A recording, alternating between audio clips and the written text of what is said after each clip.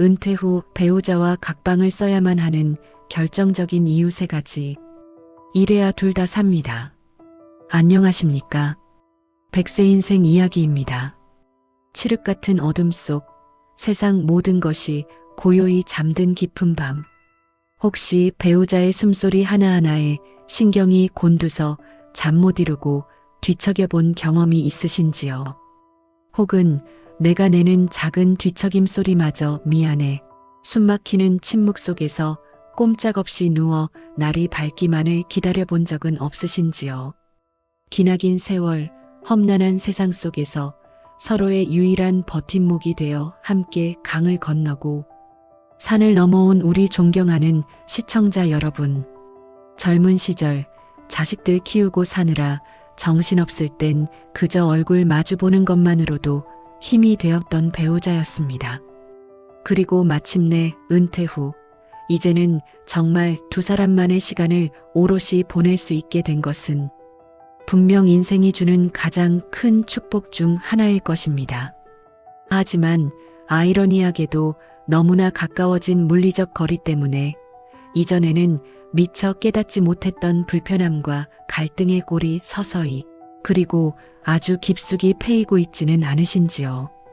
우리 사회에서 특히 저희 같은 세대에게 부부가 각방을 쓴다는 말은 어딘가 모르게 금기시되고 차마 입에 담기 어려운 부정적인 의미로 다가옵니다. 저 부부 사이가 안 좋은가 봐.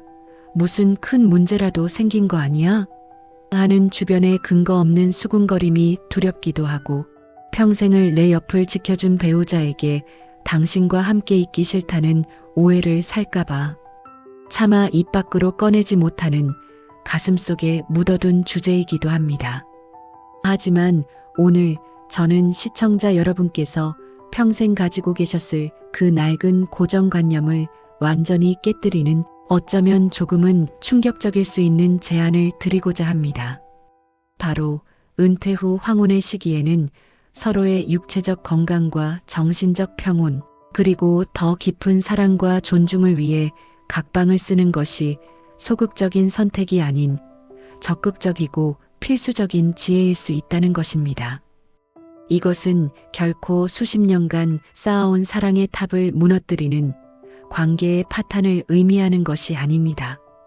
오히려 남은 20년, 30년의 귀한 인생을 두 분 모두가 건강하고 평온하게 그리고 서로를 더욱 애틋하고 소중하게 바라보며 살아갈 수 있게 하는 가장 현명하고도 용기 있는 선택일 수 있습니다. 오늘 100세 인생 이야기에서는 왜 황혼의 부부에게 따로 또가치의 지혜가 절실히 필요한지, 각방을 써야만 하는 결정적인 이유 3가지를 아주 솔직하고 깊이 있게 그리고 과학적인 근거를 들어 파헤쳐 보겠습니다. 첫 번째 이유는 세월의 흐름 앞에 더 이상 억지로 맞출 수 없는 서로 너무나 달라져 버린 수면, 생체 시계와 수면 환경의 차이 때문입니다. 젊었을 때는 서로의 생활 패턴이 비슷했습니다.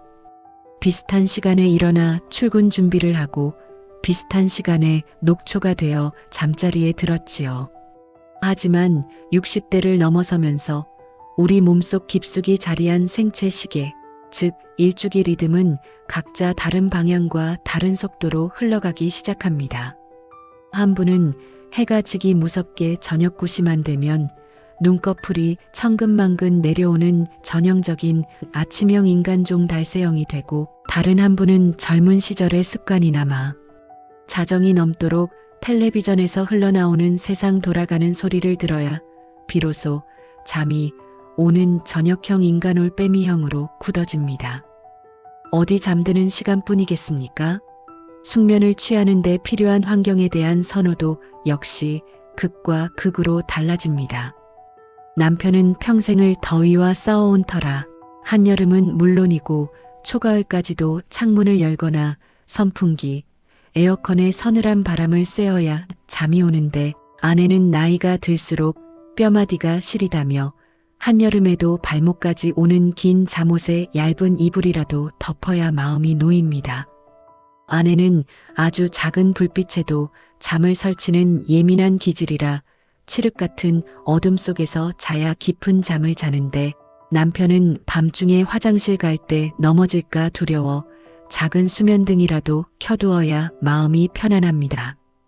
이 모든 것이 얼핏 보면 사소한 생활 습관의 차이처럼 보일 수 있습니다. 하지만 이 사소함이 매일 밤 78시간씩 반복된다고 상상해 보십시오. 한 사람이 잠들기 위해 이리저리 뒤척이는 소리, 이불을 끌어당기며 내는 바스락거림, 다른 방에서 희미하게 새어나오는 텔레비전의 불빛과 웅얼거리는 소음, 한밤중에 일어나 화장실을 다녀오는 발소리와 물 내리는 소리. 이 모든 것이 다른 한 사람의 예민해진 신경을 날카롭게 긁어대며 깊은 수면을 방해하는 수면 테러가 됩니다. 잠이 들었다가도 배우자의 작은 움직임 때문에 자꾸만 얕은 잠에서 강제로 깨어나게 되면 우리 뇌의 노폐물을 청소하고 기억을 저장하는 가장 중요한 단계인 서파 수면 슬로 마이너스 웨이브 슬리프에 도달하지 못하게 됩니다. 결국 밤새 잠을 자도 뇌는 제대로 쉬지 못하고 아침이면 머리가 멍하고 몸은 무거우며 낮에는 꾸벅꾸벅 졸고 사소한 일에도 짜증이 치밀어 오르는 악순환이 시작되는 것입니다. 이것은 더 이상 인내나 배려 혹은 사랑의 힘으로 해결할 수 있는 성격의 문제가 아닙니다. 이것은 나이가 들면서 뚜렷해지는 거스를 수 없는 생물학적 차이입니다. 각자의 방에서 각자에게 가장 최적화된 온도와 습도, 밝기와 소음 속에서 그 누구의 방해도 받지 않는 완벽한 숙면을 취하는 것. 이것이야말로 지난 수십 년간 고생한 서로의 몸과 뇌에 주는 최고의 선물이자 가장 현실적인 배려입니다. 두 번째 이유는 당사자는 물론이고 배우자의 생명까지 조용히 갉아먹는 소리 없는 살인자, 바로 코골이와 수면 무호흡 때문입니다. 아마 이 문제로 인해 말 못할 고통을 겪고 있는 부부들이 정말 많으실 겁니다. 배우자의 콧소리는 단순히 잠버릇이 고약한 수준의 시끄러운 소음이 아닙니다. 바로 옆에서 뜬 눈으로 밤을 지새워야 하는 사람에게는 마치 밤새도록 귓가에서 공사장의 드릴 소리가 울리거나 낡은 트럭이 시동을 거는 소리가 반복되는 것과 같은 끔찍한 소음 고문입니다.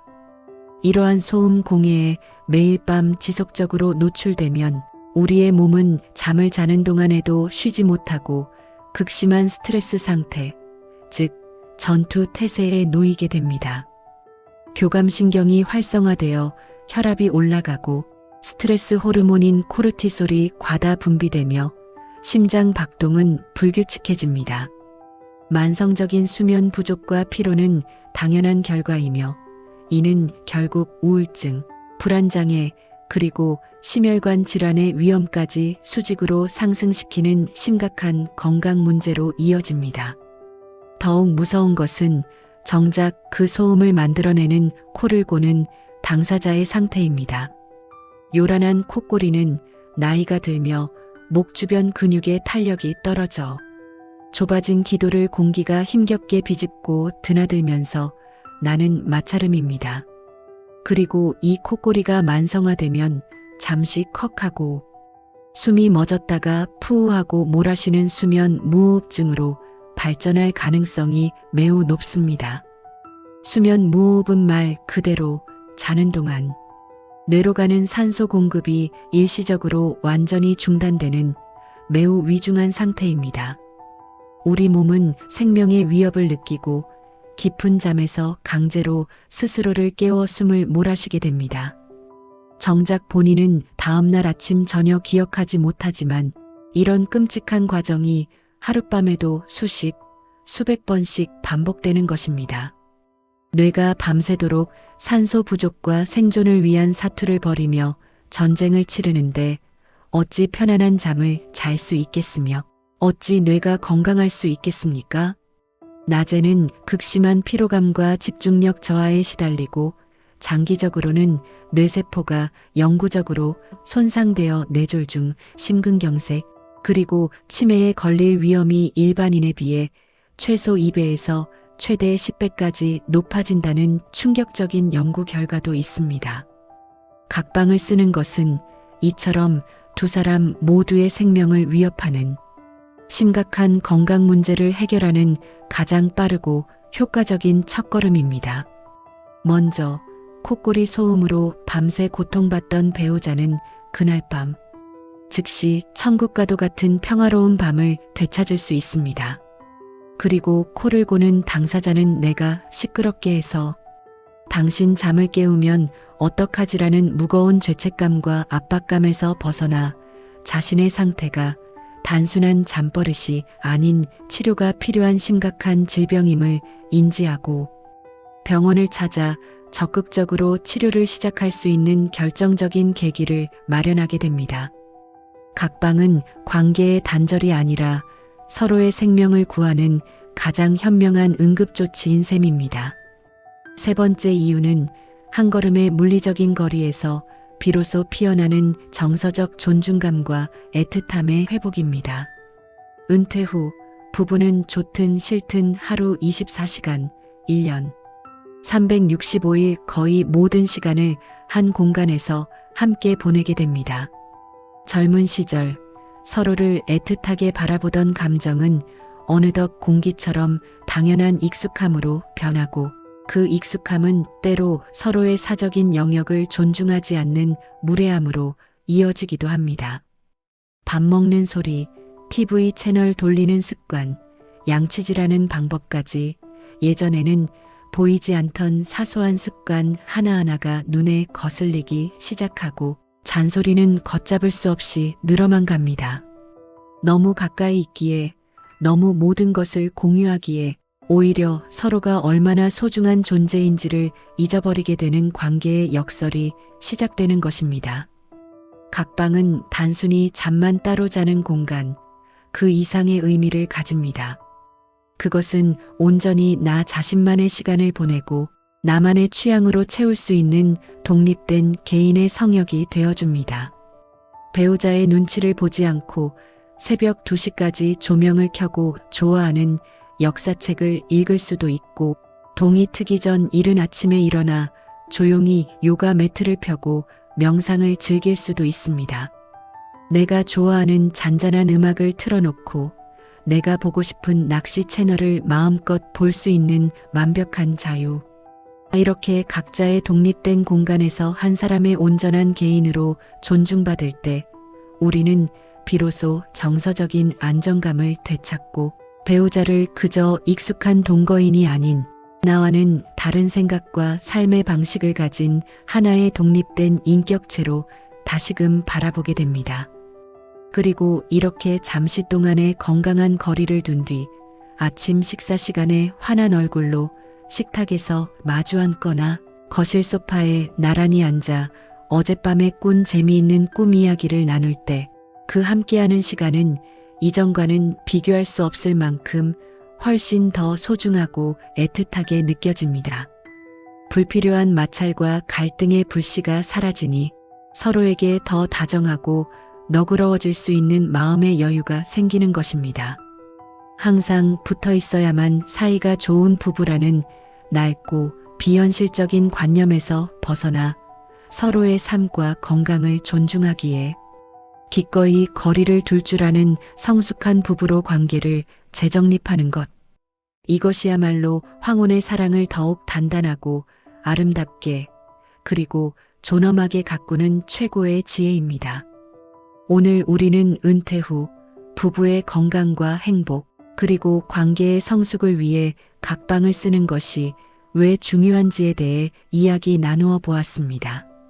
서로 다른 생체 시계, 생명을 위협하는 콧골이 그리고 개인의 공간을 통한 정서적 존중감의 회복. 이 세 가지 이유만으로도 각방은 더 이상 부끄럽거나 숨겨야 할 일이 아니라 서로를 깊이 배려하고 진심으로 사랑하기에 내릴 수 있는 용기 있고 현명한 결정이라는 점을 꼭 기억해 주셨으면 합니다. 물론 각자의 방에서 완벽한 수면 환경을 만드는 것이 무엇보다 중요합니다. 아무리 좋은 방을 혼자 쓰더라도 매일 밤 목을 불편하게 만들고 혈액순환을 방해하는 낡고 잘못된 베개를 베고 잔다면 모든 노력이 허사가 되고 맙니다. 내 몸에 맞지 않는 베개는 목뼈를 뒤틀리게 하고 기도를 좁혀 오히려 숙면을 방해하는 주범이 될 수 있습니다. 특히 우리 시니어들에게는 목의 시자, 커브를 안정적으로 받쳐주어 어떤 자세로 자든 편안한 호흡을 유지하게 해주는 기능성 베개, 즉 경추 베개가 필수적입니다. 어떤 경추 베개를 골라야 할지 막막하신 분들을 위해 제가 직접 사용자들의 후기가 좋고 판매량으로도 검증된 쿠팡의 베스트 경추 베개 제품들을 꼼꼼하게 정리해 두었습니다.